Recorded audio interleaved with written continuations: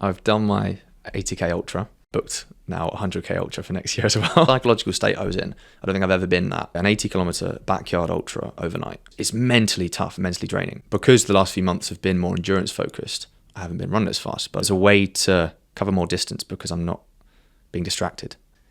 They think that fasted workouts are the best thing ever. They are some of the most important amino acids for muscle tissue. I think overlooked factors when it comes to men's nutrition is that men think that I have a perfect diet and I always eat healthy. It's a load of rubbish. I had a pizza last night, and ultimately they're just trying to sell you a program, a supplement, an app. Calories from a pint can be 200-300 calories. Or in the context where they would normally drink at the pub with their mates, they don't want to be the one to be seen drinking less. There's no such thing as a lazy person. Men ask me, what should I be eating? How should I be living? How can I be healthy? The advice is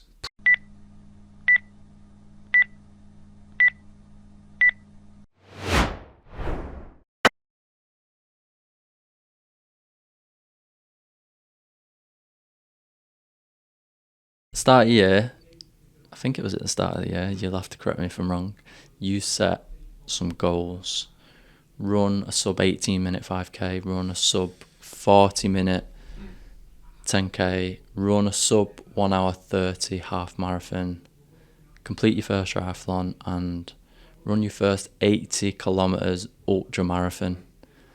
Where are we at with them goals? That's a very good question. I think, there are 5 there. I've done my 80k ultra, which was amazing. I've booked now 100k ultra for next year as well. I haven't actually timed a sub 5 minute 5k. I got 41 on my 10k. And I got 1 hour 33 so far on my half marathon. And so I'm creeping there, but I gave myself the year. So I'm happy with how far I've come because those were big shifts already for me. What was the one between, first triathlon, I did that as well at Thorpe Park. That was a great scene for triathlon, which was fantastic. That was a sprint one. And I've got a Olympic triathlon in September at Dorney Lakes. So you've done probably the biggest. Done the biggest two, and I haven't done to be fair, for me, they're all on par because to get to sub 18. Sub 18. It takes a lot of effort. And because the last few months have been more endurance focused, I haven't been running as fast, but I'm hoping now that I'm going to have some time where I can step away from the endurance a little bit and focus on the pace. Yeah, that's the goal. Why did you set those goals? I think goals are really useful as a way to get you started, get you motivated, get you moving, and to post them, you get that external social accountability. Yeah. Even if no one checks in on me, didn't expect this at all, but I love it because this is keeping me accountable. But I think goals are useful only up until a point. You shouldn't define yourselves by them, and if you don't complete them, you have to understand that maybe there were factors outside of your control that meant you couldn't, and you shouldn't beat yourself up because you didn't complete them. So you need to have some detachment from those goals. I think that's really important. But they of course can serve as a way to get you started, get you moving and get you going. So I think it's I suppose a behaviour change technique to set goals, and that's why I do it, and I try and support my clients to do it as well. What role did nutrition play in attempting them goals? If we think of the ones you completed, the ultra and the triathlon. The ultra, enormously so. Triathlon, somewhat, because you need to understand your electrolytes, your carbs, your hydration. The ultra was an 80 kilometer backyard ultra overnight. So many factors there that were unique to this run. So a distance I've never done before, the backyard format where you essentially stop every hour and you have 5-10 minutes to refuel and rehydrate, and overnight. And so to practice for that, it was a real challenge. You could always have done more. But to train, eating at 2 a.m., to train eating small amounts every hour, 300-400 calories every hour, and to eat enough to sustain 80 kilometers was an enormous challenge on the fuel and hydration side. And I could train up to a point where I went in feeling confident, feeling good, but there was, of course, nerves And I think that gave me a really good foundation and confidence for the next one as well. So yeah, it played a huge role. What did it look like? What was you eating? So if we say we start from the day you did it, and then we kind of go through the race. To be fair, it starts 2 days before. Carb load, yeah. I'm sure everyone in the industry knows it's more than just a bowl of pasta the night before. And for me, and I know some people hate these, but I really enjoyed beet juice, and there's a lot of evidence to say that they can support endurance and capacity. So I will take one the day before, maybe two, one in the morning, and because this was in the evening, I took one in the afternoon. Shots. Beet shot. I just enjoy them. Well, I don't enjoy them, that's the wrong word, but I tolerate them and I feel fit on them. I can go further. But yeah, carb load a couple of days before, aiming for around, I think it was 8 grams per kilogram body weight. On the day, had big breakfast, porridge. Probably had porridge every day for the last 6 years. Big porridge man. Me too. Can't go wrong. Can't go wrong. And then this is where it got tricky because I had, again, some carbs for lunch, but I didn't have dinner. Dinner starts with a banana before my first lap. The backyard ultra is essentially you do the lap on the hour every hour. And if you're not at the start line for the next hour, you're out. 56 people signed up. It's a new one they were trying. It's called the Night Shift Ultra, a new event. 56 signed up, 34 started and 14 finished. And I was 12th. I came 12th. So I'm quite happy with that. Lost my train of thought. But I started with the banana before the first lap. And then I started with the solid food. So I had like a brownie and half banana the next hour. Then I had flapjack and a gel the next hour. Were these homemade brownies and flapjacks? Flapjacks, no.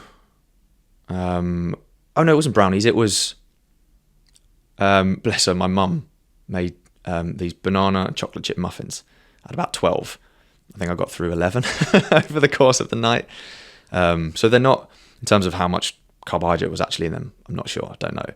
But I loved them, they were great. And I'd have maybe one or half of one of those every hour, alongside a gel and some fuel and some water with electrolytes. It was tough. And then how did you feel when you completed it? Mentally, physically? Incredible. So one of the reasons I love the backyard ultra format is that, so last year I did a 55 kilometer run in the Peak District. It was 2,000 meters elevation. One of the hardest things I've ever done. It rained for 8-9 hours straight. It was horrible. And I spent a good 4 hours on my own in the Peak District in the clouds.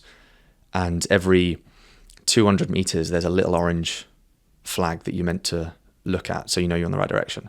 And I'd go a long time without noticing them, thinking I'm absolutely lost here. And it's mentally tough, mentally draining.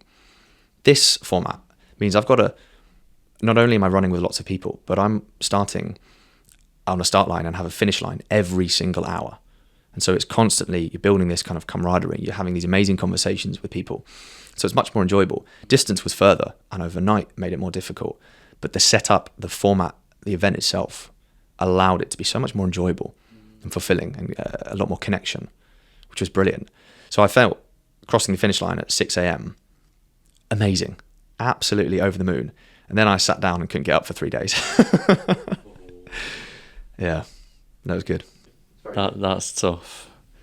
What was your first meal afterwards? Did you have like a celebration meal, or was you just like, I need to lie down and go to sleep? I have a very bad habit of, after a run like this, because it used to be like, when I was training my half marathons, I'd go for a roast and a pint. Probably not the best post-run meal, but I enjoy it. Well deserved. And this time, it was 6 a.m. and I was thinking, I shouldn't really have a drink. Can't really go for a roast. They were giving out beers there and I had half a cider and I was like, this is not doing me any good. So that was the first thing I had, was half a cider. But the atmosphere was fantastic because they basically had a DJ playing the whole night to make it this really, just wonderful atmosphere. And they had some drinks afterwards and I don't regret it. I really enjoyed it. And it was just a nice touch. But then I remember having another banana muffin. I wasn't sick of him by that point. And I actually can't remember. I think that day my memory's just been blurred because of the psychological state I was in. I don't think I've ever been that. I don't even know the word for it. Exhausted, tired, fatigued, confused, but over the moon. Yeah. Genuinely can't remember apart from the cider. When it comes to running, what are some of the basics that people get wrong or neglect that could actually make them run faster or make the runs easier? Nutrition perspective or just general? Both. Okay. I think I'm really interested personally on the high performance level of how to get those minute differences, the marginal gains. But actually that's more of a hobby and interest for me. What I like helping people with is the basics, the easy, the low-hanging fruit. And for me, one of the biggest things is actually not nutrition, not running technique, it's breath. Breath is a huge thing for me. And the reason I say that is that it provides quite a few different functions. And intentionally slowing down your breathing, trying to get diaphragmatic nasal breaths as much as possible.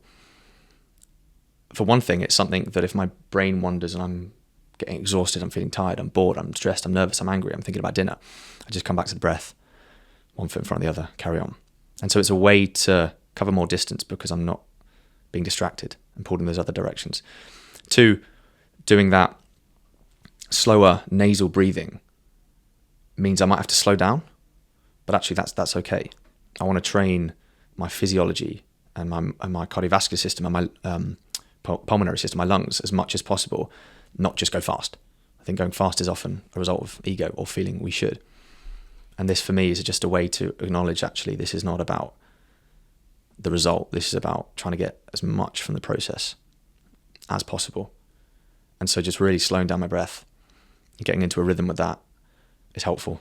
And I've spoken to a few people that they say, especially during winter, it's really, really cold. They're breathing so fast, their throat is really hurting because it's so cold. But the anatomy and structure of your nasal passage means that the air gets warmed a little bit, and so it's easier on the lungs. And so I say, slow down, breathe through your nose, don't worry about running fast, and you'll enjoy it much more. So that's why I think breath is really important and overlooked.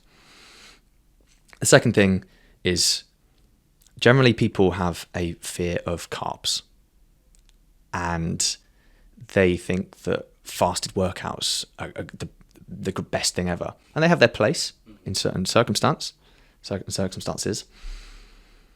But generally, what people may do is go for a run, not having eaten anything, and probably in the morning where their blood sugar will already be low because they haven't eaten, and then they put themselves in this catabolic state where they're burning energy, and they're lowering their blood sugar even more. And so they'll get to the end of the 2, 3, 4, 5, 10K and feel awful and think, oh, I hate running. It's not fun. This is horrible.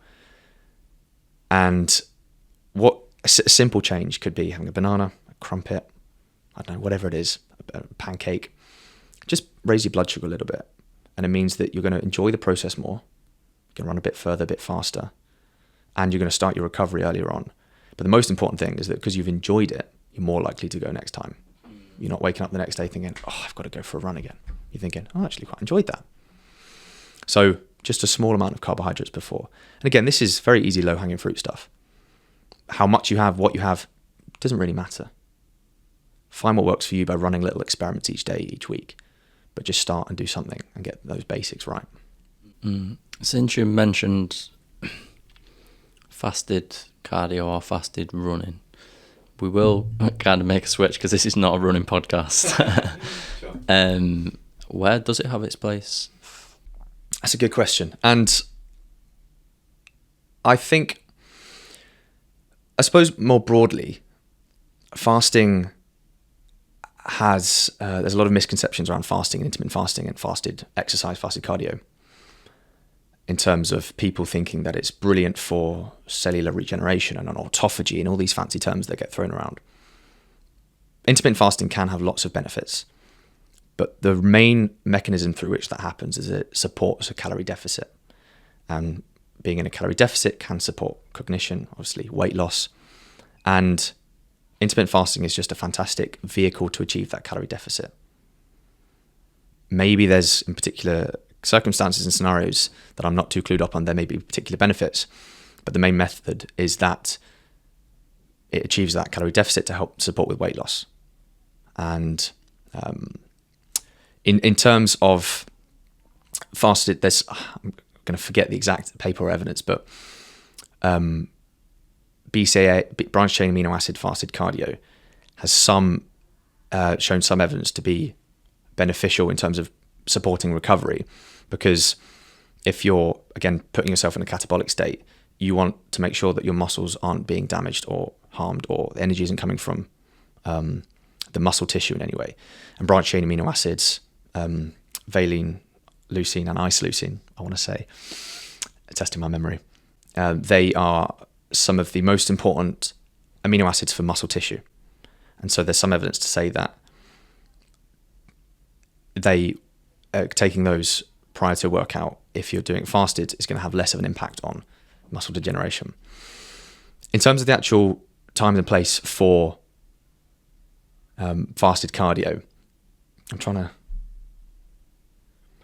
I think it's more of a practicality thing, behavioural thing. Some people don't like eating in the morning, and they actually feel that they're not able to exercise because they feel bloated and stuff by eating so early.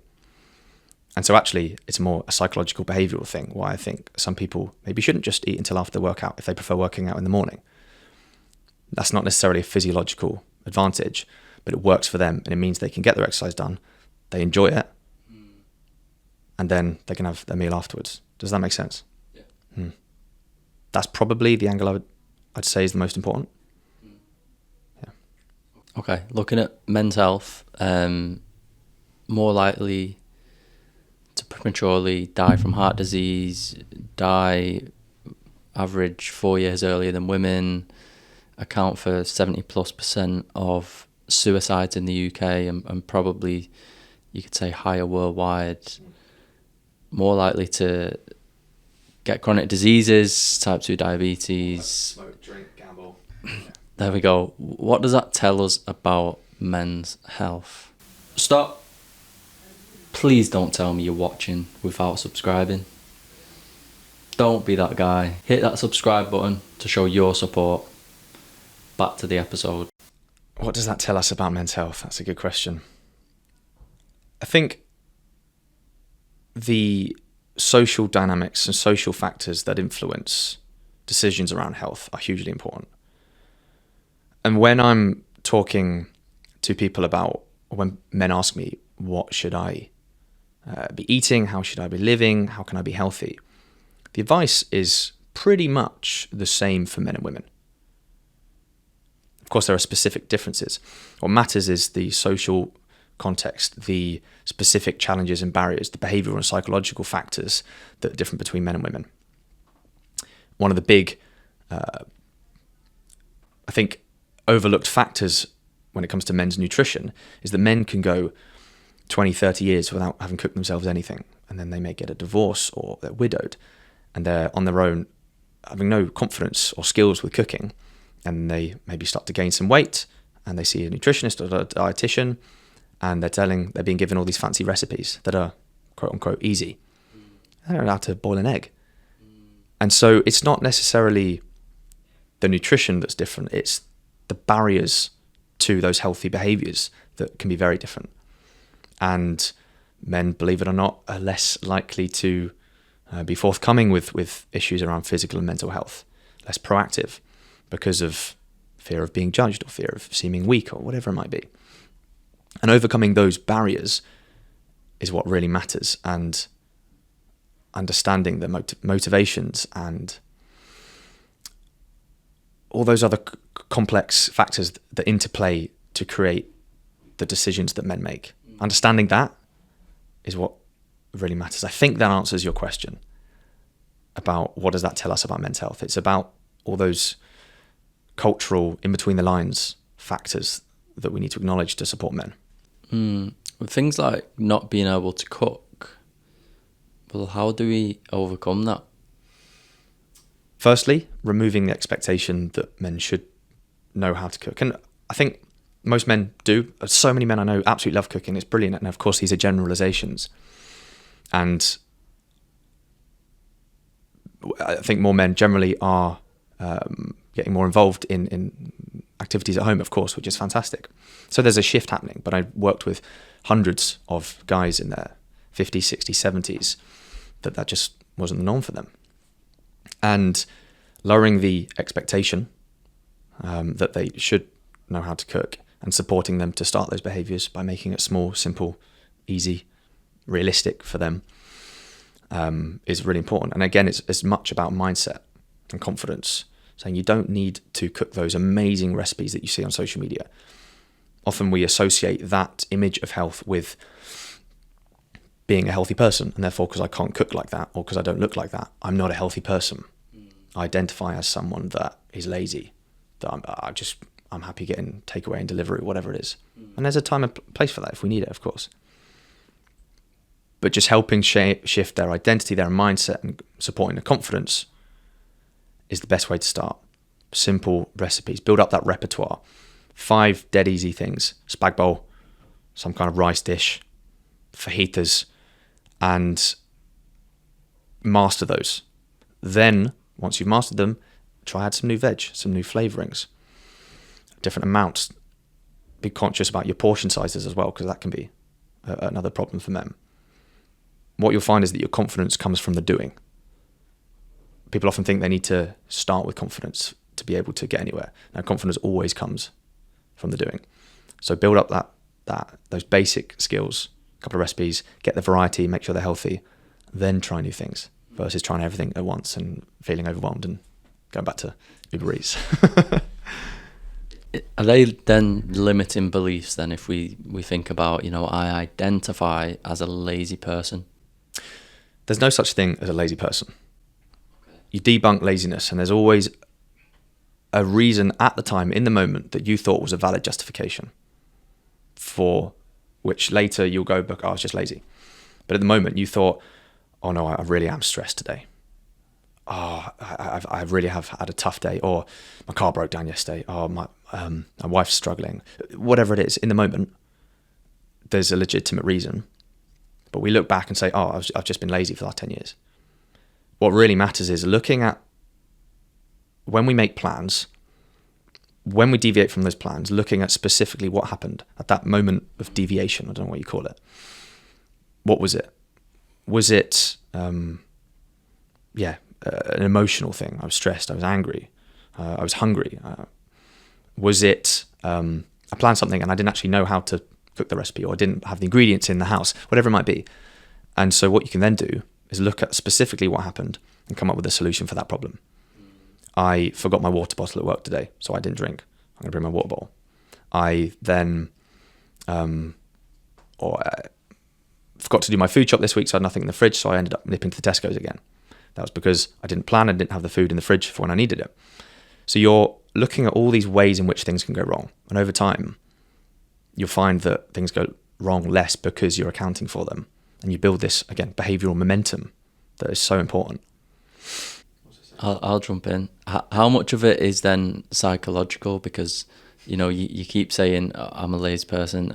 That you literally reinforce that in your brain and you start to almost wear it. Yeah, absolutely. And again, my background is in nutrition, but everything I do is essentially psychology, behaviour change. We hold these identities about ourselves. I am a lazy person. I am an all or nothing person. But what you'll find is that it's self-fulfilling. When a moment comes which presents itself for you to make a decision about giving up or going all in, your brain goes, all right, who am I? What do I do? Subconsciously, oh, I'm an all or nothing person. I've made one small mistake. Sod it. It's all right off. I'll start again next week. But you almost allowed yourself to justify that because of that belief you had. But it's just a belief. And in the same way, the whole thing with confidence. Confidence is self-fulfilling because the more confident, the more you push outside your comfort zone, the more confidence you get, you become confident. But it's those initial self beliefs and that identity we have is so influential.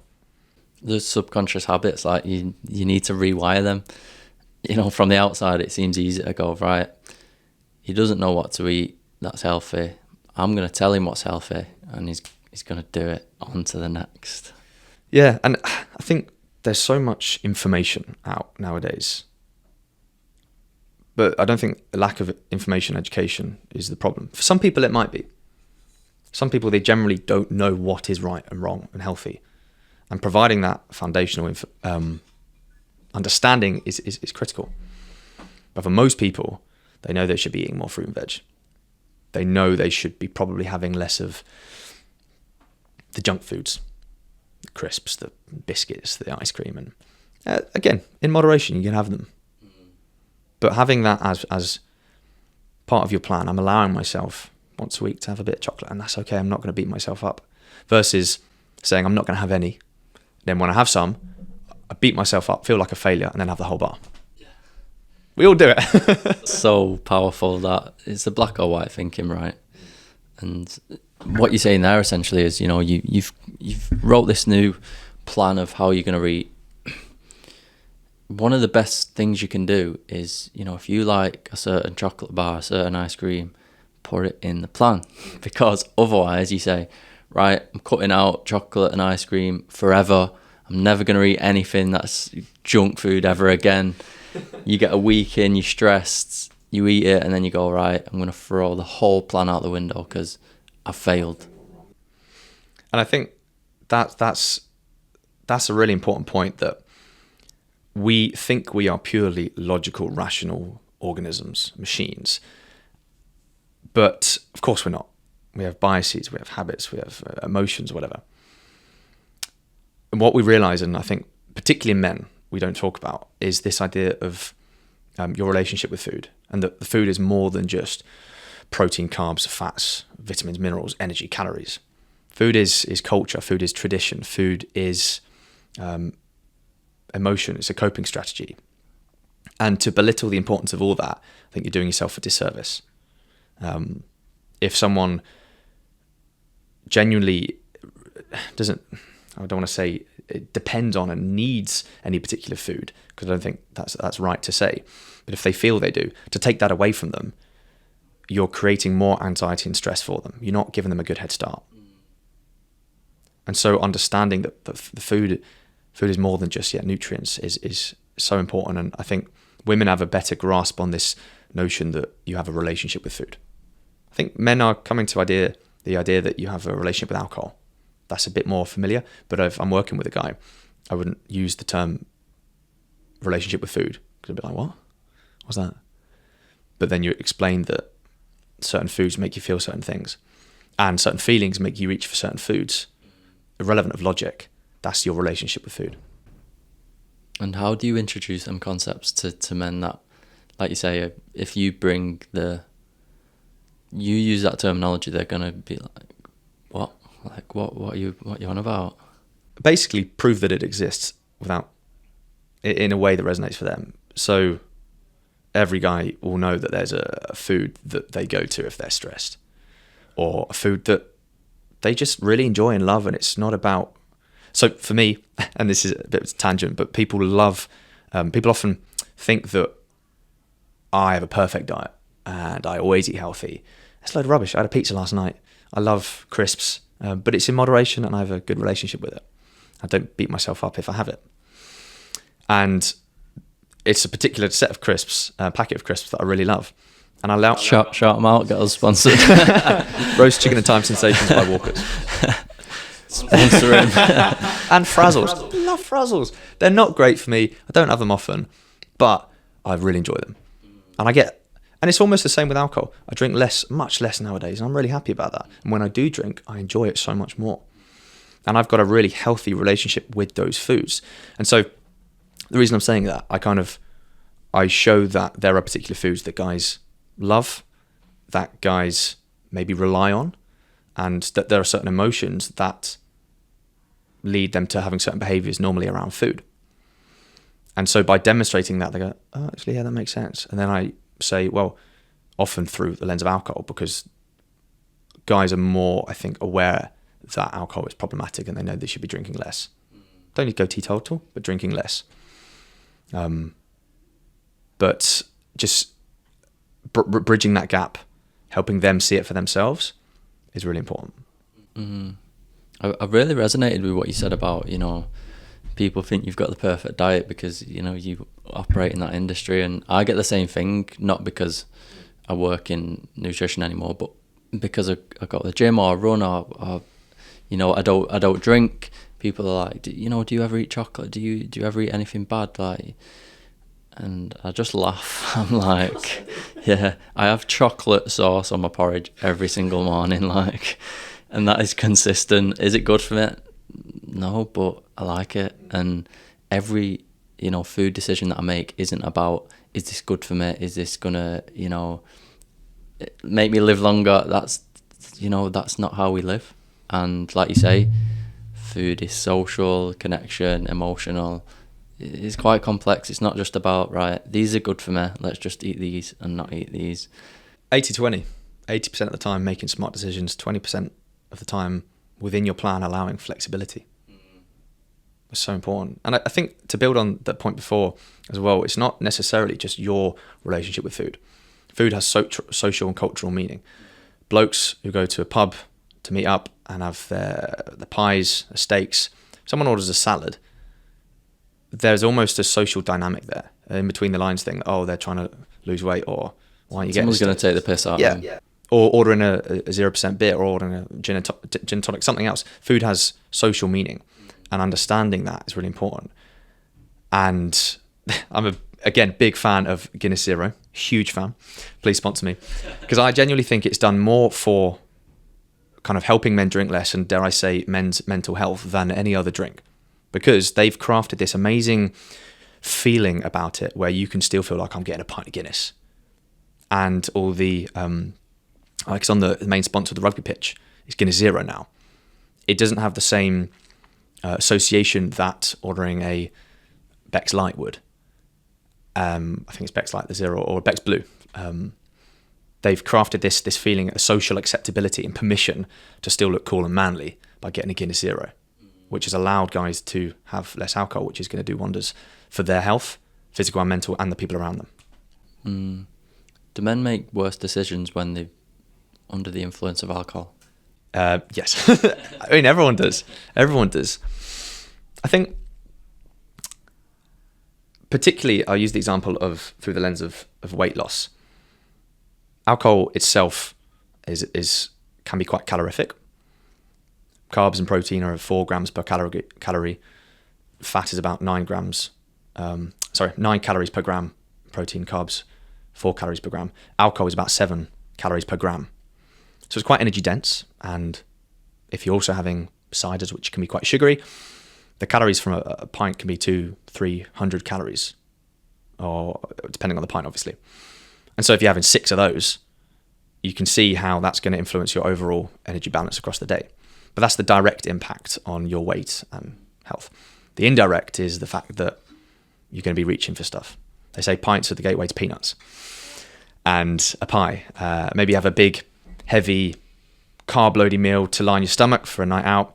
Have a few drinks, grab some snacks at the bar, end the night with greasy kebab, and a full English breakfast the next morning to cure the hangover. That's heavy, that.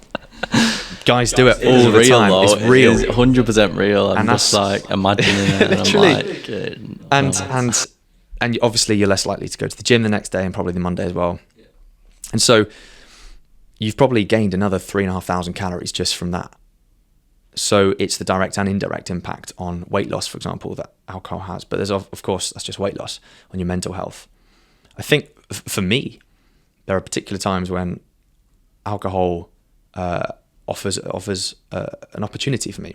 I love a really nice glass of wine with a nice dinner, maybe on a Friday. I really enjoy it, especially if that glass of wine or that bottle came from a specific place that I bought it and it's an association with a memory. That's okay.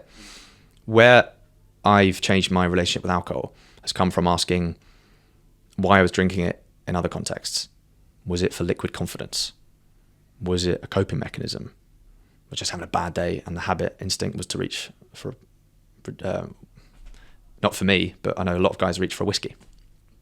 And for me, yeah, it's not necessarily I need to stop drinking, but understand those times that I drink, why, and then try and find better ways to manage that challenge, confidence, coping mechanism. And I get more from the times that I do drink. I enjoy it more. There's less of an impact. I could save a bit of money. And so I've shifted my relationship with alcohol and drink. That's a tough conversation to have, right? We know drinking less is better for our health, but we also know that alcohol plays a huge cultural part in. It is a huge part in culture. It's a social norm. It's how people connect and socialize. Or maybe you don't approach conversations with men around alcohol. I think, well, I've seen that a lot of guys want to drink less, but they feel in the context where they would normally drink at the pub with their mates, they don't want to be the one to be seen drinking less. Again, take the piss out of them. Or they just don't feel comfortable, or they feel they'll be judged. And actually, in a group of, let's say, 8 guys, a few of them will be wanting to drink less. And I always say, have that ludicrous confidence, 20 seconds of courage. And what you do by having an alcohol-free drink or avoiding the alcohol, you're giving permission to other guys to do the same. I've seen that time and time again. And so I think what's important for a lot of guys is being, I suppose, a role model and being a leader and having influence. And that's one way you can actually support that, by encouraging them and giving them confidence to be the not the leader in the group, but have that status and confidence to say, this is what I'm doing, and if you want to do it, you can do it with me. And it might get taken the piss of, but it doesn't matter. Does that make sense? Yeah. Yeah, it's about getting comfortable with people taking the piss out of you. It's always more about a reflection of them. When someone, I think this is particularly true, I think this is true for everyone, but I've seen it in men. When a guy makes a change and he's saying to his mate, I'm drinking less, I'm cutting out chocolate, I'm going to the gym more, I've started running, what you're kind of doing is putting up a mirror in front of them. And they have this almost subconscious thing, oh, should I be doing that? Or that requires change, confidence, I'm not comfortable with that, I'm going to just rinse you for it. I got it a lot, especially if I meet new people and I'm like, yeah, I don't drink, and they're like, why? They don't understand it. They're really confused. They cannot grasp that. Yeah. I'm just like, no, I don't drink, but yeah, I still enjoy my life. Yeah, I still socialise with people, and more and more people, and I think it's great that it's more and more guys as well, are just drinking less or just not drinking. You're just shifting the norm a little bit by bit, and that again gives other guys permission not to.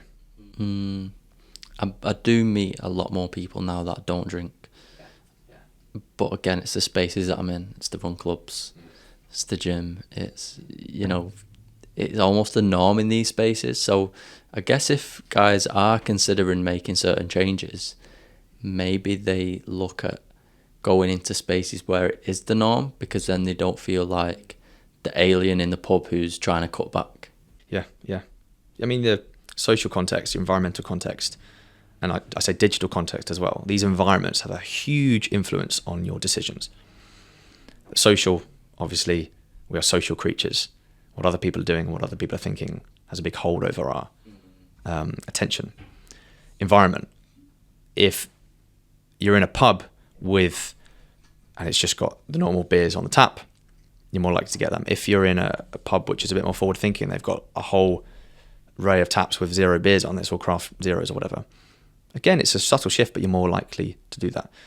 Go a step further. If you're not even in a pub, you're going bowling with your mates, you're going dancing with your wife, you're going out for a walk, or going to the cinema, you're not in an environment where it's as easy to get alcohol, and so you'll probably have less. I think I talk about digital context and digital environment as well. What you expose yourself to online is going to have a huge influence on your norms, your expectations, your behaviors as well. So looking at what you're exposing yourself to during the day and how is that influencing my thoughts, feelings, and behaviors is really powerful, and being intentional with that versus letting it happen to you. So designing your environment to support your habits. Architecting, engineering an environment, a routine that helps you thrive rather than takes your energy. And you mentioned almost things about what you consume online. You know, social media. I don't think we have time to dive into this, but I'm gonna. When it comes to nutrition advice on social media, you know, we get told to eat this. Someone else tells us not to eat it. Someone tells us to eat this diet, do this thing, don't eat this. Eat. All these conflicting messages are so confusing, even for people who are, I get confused, like yourself, who are in that space, educated, know your stuff. What's your advice to the everyday man consuming this information? How do we filter out the nonsense from, oh, that's actually pretty good advice? Cut. We got to stop the episode. You're watching this for a reason. I'm guessing it's the guest. If there's someone else you want to see on the podcast, drop the name in the comments below and we'll make it happen. Gosh, so many things I'd like to say to that, and it's all about building your filter. I think what was I going to say? One important thing to recognize is that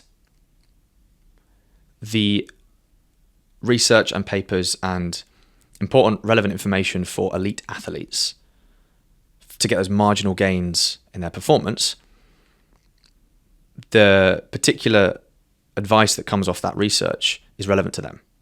But what happens is it gets trickled down to the general population with particular protein carb ratios, with particular doses of supplements or whatever. But it's a completely different context, and going to find yourself so overwhelmed because there's 101 particular things you need to be doing, and that may be relevant at an elite level, but you have a team for that, hopefully. And understanding simple, it's not sexy, it's not exciting, it's pretty basic, but those foundational behaviors are going to do you a lot more. But they don't grab people's attention. Only the big claims, the bold, exciting new research studies that come out often get the attention. But generally, I think tips to build that filter: look at the credentials. And each one of these, annoyingly, isn't a be-all and end-all. You can have people with credentials that don't know what they're talking about, and you can people who have no credentials who know what they're talking about, big time. But generally, as a trend, credentials are really important. Look at the motivations. Really, what are they actually trying to get from you? Is it a program? Is it a missing secret that only you know, or that only they know because they've spent 10 years doing X, Y, and Z and they finally found the cure for this, whatever. And ultimately, they're just trying to sell you a program, a supplement, an app. Really dive in. And not everyone has the time to do this, but with time, you'll better learn how to quickly spot the fact from the fad. And the language used is really, really important. You'll notice this whole conversation, I'm very particular with what I'm saying, and there's a lot of nuance, and I'm giving almost arguments to my own points because nutrition and health is complex. It's challenging. There's no black and white solutions. And if people are saying this is or this isn't, you must, you mustn't, the probability is they're wrong. Yeah. That's another big one. Do you do any work on debunking stuff? I don't. I think there are some fantastic people that do. I'm always happy to share them, and I think they do a very good job, and I wouldn't necessarily do as good a job, and I think my time spent better elsewhere. But also, as I was saying before, I'm still learning. I'm on my social media journey as a content creator, let's say. But Dr. Ids, Ben Carpenter, Dr. Lane Norton, they do some fantastic videos, fantastic content, very eloquently getting valid points across that just common sense. Of course, they're common sense, but they do it in a very good way. What platforms are they on? Instagram and TikTok. Okay, so people can follow them to get good nutritional information and to potentially debunk myths. Debunk myths. And it's, again, back to the psychology and mindset, your approach to food and behavior change and fitness. They're not just giving information or debunking information, they're helping shift how you approach the process of change you're about to go on. Thinking about your environment, thinking about setting up sources of accountability, thinking about starting small, setting good goals, but not, like I said earlier, not attaching yourself too much to them that if you don't achieve them, you feel like you failed. I always say you either win or you learn. And that process is really important. And so they talk a lot about that. Love it. I'll plug them in the description below. That's really useful because people don't know where to start when getting nutrition information. And, you know, you got someone posting recipes on Instagram or TikTok, they're like, oh, let me follow this guy. He's jacked. I'm going to eat what he eats and I'm going to get the results. No, it does not work like that. You don't know what he's doing exercise-wise. You don't know how active he is. You don't know how much he weighs and how much he needs. So just don't do that stuff. And this is, I suppose, a broader truth. You have absolutely no idea what goes on behind the scenes of someone's life. Absolutely no idea. The financial context, the health context, their beliefs, their motivations. And you have to take everything with a pinch of salt. Everything. Mm-hmm. Yeah. When people kind of question what I eat and they're like, wow, how are you eating that? And you whatever. And I'm like, I've just run like 25k. I mean, do you know how much I need to refuel right now? Like, this isn't me just waking up and deciding to eat a lot. And just understanding that food is also fuel and we need it to not only recover but fuel our bodies for exercise and stuff. Yeah, I think there's an interesting point there because one of the messages I try and put out is that food is more than fuel. But for many people, they still have to focus on the idea that food is fuel. Yeah. You need to fuel your workouts, your run, fuel good sleep, fuel whatever it is, fuel your exams, fuel those difficult meetings, your cognitive performance. Food is fuel. But don't linger too much on that. Food is so much more, as we talked about before. And just having that, again, I use the word holistic a lot. I think holistic has tended to have this meaning connotations with it, where it's a bit soft, a bit fluffy, something that people who talk about and do yoga, they're holistic. That's not me. Holistic just means looking at the whole. And I always try and reinforce and change that initial gut feeling you might have about when you hear the word holistic. Yeah, no, I think that's important because men won't really resonate with certain things, and that might be one of those things. So tell us about what you do, and you're probably thinking, why has he asked me mid-podcast episode about who I am and what I do? And it's because when you stick on a podcast, or when certain people stick on a podcast YouTube video, the first 5 minutes where people are introducing themselves, a lot of people, they don't care. So they're either going to skip it or they're going to start watching and go, yeah, boring. They want straight into the action. So tell us about what you do. That's very clever. I like that. What do? I wear many hats.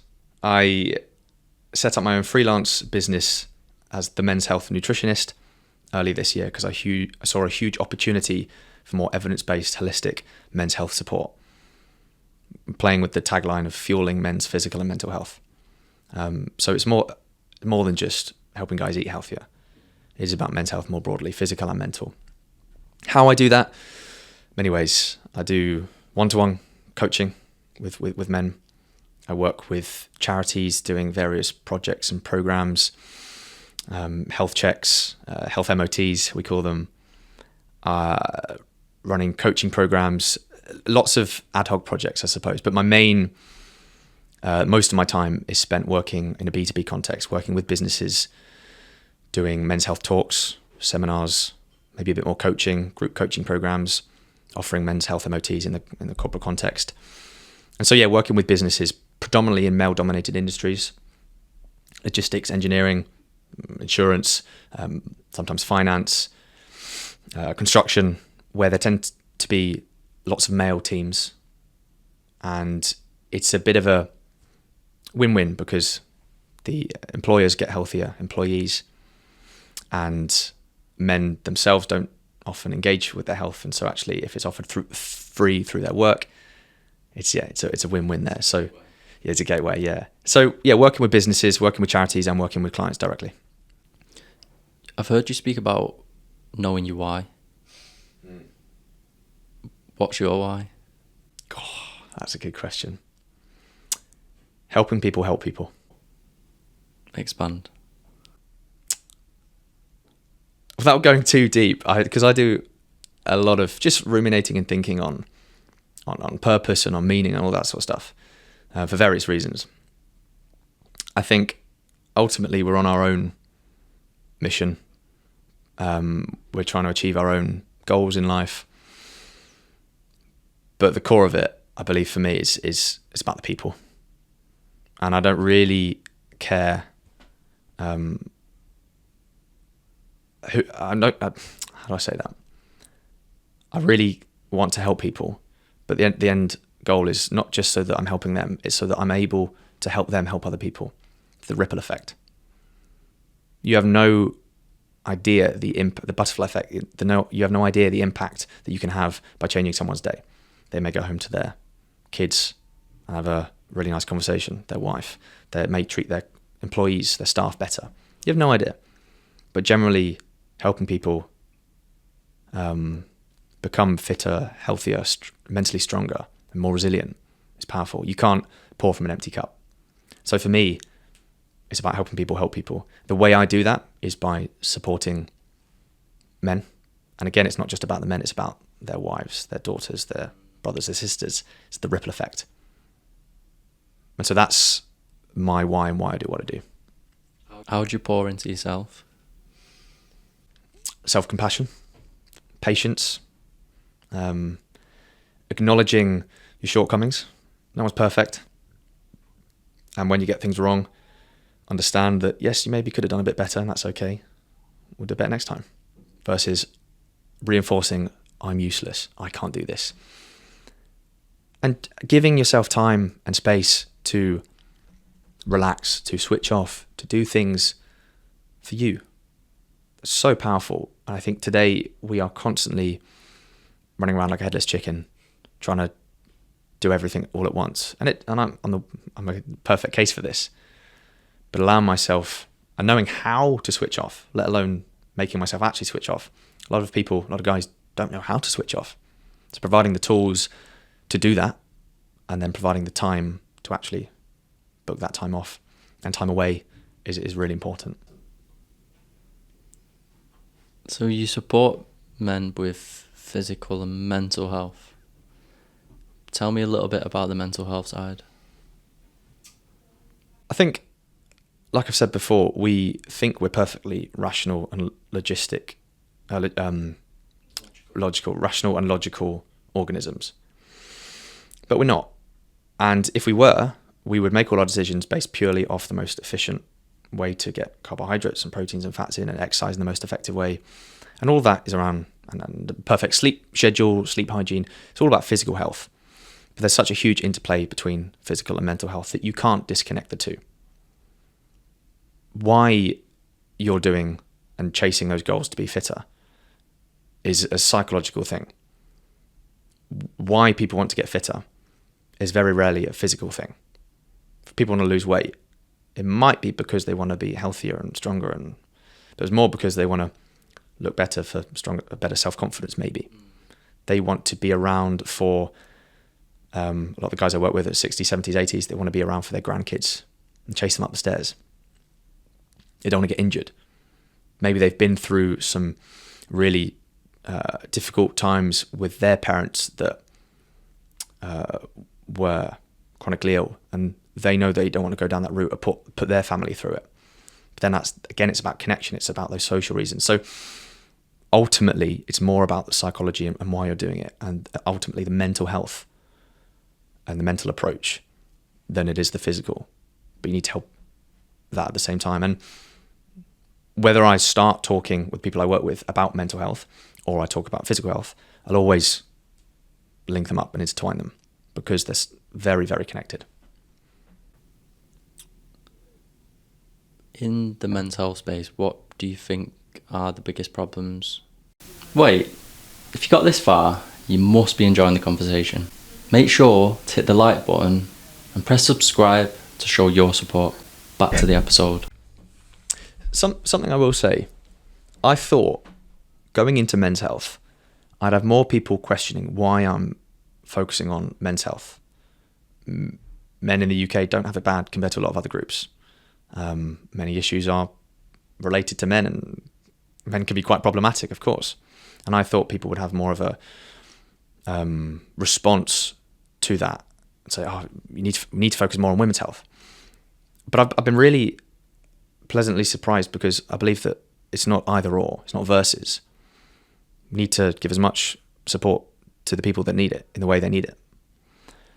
But what I found is that rather than thinking about the problems associated with men gestures broadly, I think what I found is that every person I've spoken to has a father, a husband, a brother, a son who has gone through some rubbish, some tough times. And they know that with a stronger role model, with a healthier environment, the person they're connected to would be better off. And I found that a lot of my work and the connections I've made have actually come through women, because they know the men in their lives need support. And actually the response has been brilliant, because it's about personal relationships, not about the larger issues around men, I suppose. But in answer, what was your question again? I'd say some of the biggest problems when it comes to mental health. Biggest problems, I mean, on paper, you Google biggest problems associated with mental health, you're going to get cardiovascular disease, and other chronic diseases like type 2 diabetes, maybe prostate cancer. And they're very important issues, and we need to work on by helping people eat healthier, move more, sleep better, reduce stress. And obviously, as we talked about before, suicide statistics are scary. As the leading cause of death for men under 50 in the UK, 3 out of 4 suicides are men. And so there's a real problem there. But I think for me, the real problem is why those problems exist. The real question is why those problems exist. And it's about persisting norms, beliefs, and the societal and cultural factors that are at play, that are the problem, not necessarily the cardiovascular disease itself. That is because of something. Suicide happens because of something. Cool. Let's switch gears. So I'm going to get you to blindly rank diets. Blindly ranking diets 1 to 5, 1 being the best, 5 being the worst. Intermittent fasting. 3. Slimming World. 4. High protein diet. 2. Whole foods approach. 5. Caveman diet. Oh, sorry, 1. 5. Whole foods 1, caveman 5. Okay. Do you want to expand on anything there? I would like to expand on all of them, but I'll make it quick. Whole foods approach is brilliant. All the evidence says whole foods the way to go. There are practical, financial, logistical challenges with that, of course, and sometimes having processed, even ultra processed foods is okay if the context demands it, so financially or whatever. But I think generally, it's better for you, it's better for the planet, it's got a lower carbon footprint, whatever you want to say. Whole foods approach tends to be the best. I said high protein diet, and the reason I distinguish that quite a lot from the caveman diet, or whatever you want to call it, carnivore, is because there's a very difference between, that's quite specific. High protein can also be high fiber, and if you do a high protein diet smartly, it can be great. And higher protein levels to a certain degree can have better impacts with weight loss, with muscle building and muscle maintenance. So I think that's quite good. Slimming World works for some people, but generally the restrictive nature of it is... No, I hate it. Yeah.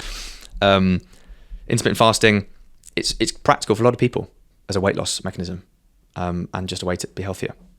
but nothing magical or fancy there. It's just a good, like I said before, vehicle for that calorie deficit. The real reason I put this fifth last is because it is the connotations, and I'm just going to pause that. Quite fast, isn't it? It is the connotations and other factors that come along with that diet that are problematic. It is often those, again, jacked, shirtless dudes on social media talking about eating butter, avoiding everything unhealthy, and avoiding fiber, avoiding vegetables, only eating and avoiding grains, only eating raw steaks and raw eggs. That comes with it a lot of toxic masculinity. And men in the ages of 16 to 24 are consuming more meat at an alarming rate. And a lot of that comes from social media, from these people promoting carnivore diet, the paleo diet. And it's with that comes a lot of problems about how men see themselves, how men see the ideas of dominance and power. And you can follow that line to some pretty nasty kind of consequences. And I think I'm not blaming the diet, but it's the people that are promoting it and the connotations that can be quite problematic. I'm glad you expanded, because we need, I understand that to do things quick fire, there's no like black or white, so to have the chance. It's good to be forced though sometimes. We're going to do something similar. We're going to do red or green flags, and we're going to do them quick, and then you'll have time to expand on any that you want. Okay. And you can also do like a yellow flag in between. Cutting out bread because it makes you fat. Red. Labelling foods as good or bad. Red. Drinking protein shakes instead of meals. Red. Eating pizza as part of a balanced diet. Green. Skipping breakfast to save calories. Red. Replacing foods with supplements. Red. Cheat meals. Red. Detox juices. Red. That was a quick. Gluten-free diets for those without intolerances, celiac disease. Hitting your daily fiber goals. Green. Cool. Want to expand on any of them? Oh gosh. Can you go through them quickly? Cutting out bread because it makes you fat. Labelling food as good or bad. Drinking protein shakes instead of meals. Eating pizza as part of a balanced diet. Skipping breakfast to save calories. Replacing food with supplements. Cheat meals. Detox. Gluten-free. Okay, cheat meals. Cheat meals. The whole premise is flawed. You should be able to enjoy those foods you want in moderation versus saving it all for one day where you can have an absolute binge and eat loads of pizza and drink loads. And that is, I suppose it's part of your plan in the sense that you're allowing that cheat day, but you are perpetuating this really unhealthy relationship with food, that these are foods I cannot have unless it's on that day. I mustn't have them. They are bad. It's linked to the labeling foods as good and bad. Food is food. You should be able to have it and have things in moderation and have a healthy relationship with it. But what you can do on a cheat day is often more harm than good.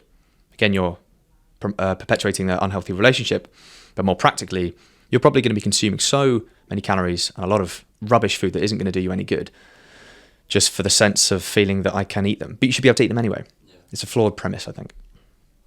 Detox juice. Your liver is the best possible thing to help your body detox. Anything that is a detox cleanse, detox diet, detox juice, you're just providing, maybe, not always, the tools and mechanisms for your liver to do a better job, providing the vitamins, minerals, phytonutrients for your liver to do a very good job at removing waste products from the body. That's it. Nonsense. Alarm's gone off, so it's good timing, so we'll wrap up. A couple more though. If you could leave a man or the men listening with one message about taking ownership of their health, what would it be? Get out your own way. I won't even ask you to expand. Get out your own way. Get out your own way. If you could recommend one person for me to have on the podcast, you can do more than one, but who would it be, or who would they be? My dad. I've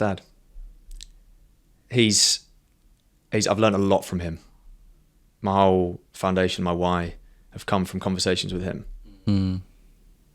What would the title of the episode be with myself and your dad? He's very good at understanding people, understanding relationships, priorities and purpose. He's very good with that. I mean, there's loads of people I could recommend, but that was who popped into my head. You realise you got to get your dad on the podcast now. Where can people find you on socials to kind of follow what you do? Sure. So very active on Instagram. Well, I try to be. The Men's Health Nutritionist. If you search that, I'll come up. Quite active on LinkedIn as well. I do a lot of my work and put my content on there. So yeah, Instagram and LinkedIn. I'm not on TikTok yet, but maybe soon, maybe. But yeah, those two for now. Okay, brilliant. I just want to say thank you for coming to, I mean, you didn't just come to Manchester for me and do the podcast, but for lining it up and giving me some of your time. Really appreciate the insights you've given me today. Lot of value for the listeners, and I hope they've enjoyed. Awesome, thank you.